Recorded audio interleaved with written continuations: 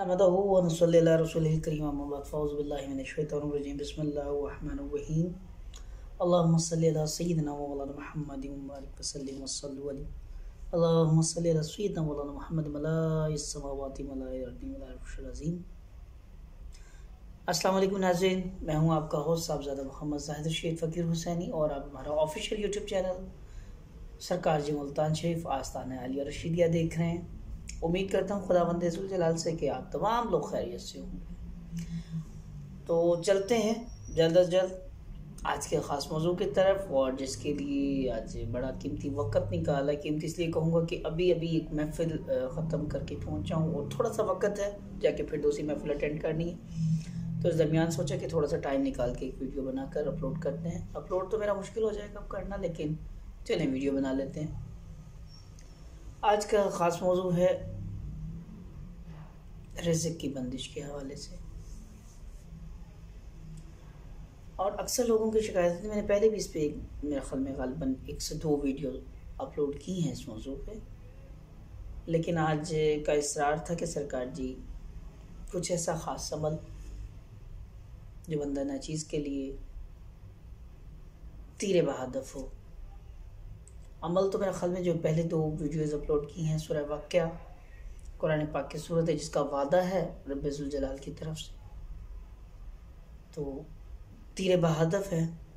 आप घरों में बाद अज़ नमाज़ ईशा रोज़ाना की बुनियाद पर सूरह वाक़िया की तिलावत ज़रूर करें।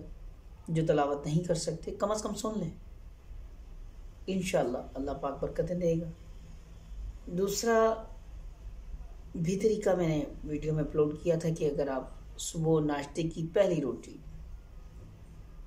अव्वल आखिर दूध पाक 11 मरतबा, सूरह फातिहा 4 मरतबा, सूरह नास 7 मरतबा, सूरह फलक 7 मरतबा और तीसरा कलमा 41 बार पढ़कर ये चिड़ियों को ऊपर छत पर फेंक दें। रोज़ाना पहली रोटी, नाश्ते की जो पहली रोटी, जो तवे पहली रोटी है वो डालनी है, और ये अमल 21 दिन करना है।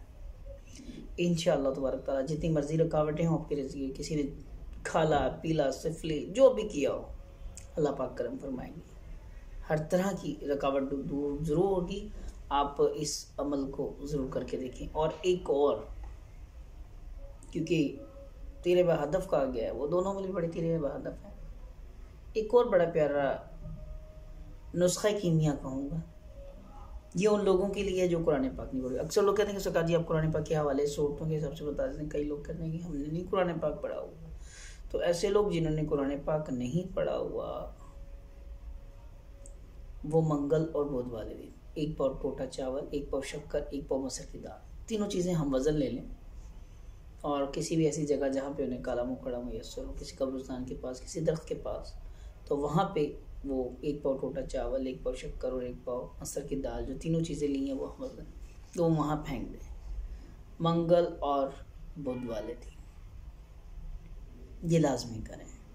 और इसके अलावा वो और कुछ नहीं कर सकते, तो कम अज़ कम तीसरे कलमे की जिस हद तक वो वर्द कर सकते हैं, जिस हद तक पढ़ सकते हैं, लातादाद पढ़ें।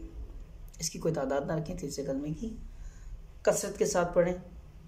इंशाअल्लाह ज़ौजल अल्लाह तबारक तआला आपको वहाँ से रिज़्क़ अता फरमाएगा जहाँ का आप गुमान भी नहीं कर सकते। इंशाअल्लाह अल्लाह की ज़ात पर कामिल यकीन रखें, राज़िक़ रब की ज़ात है और बेशक अता फरमाएगा, ये उसका वादा है।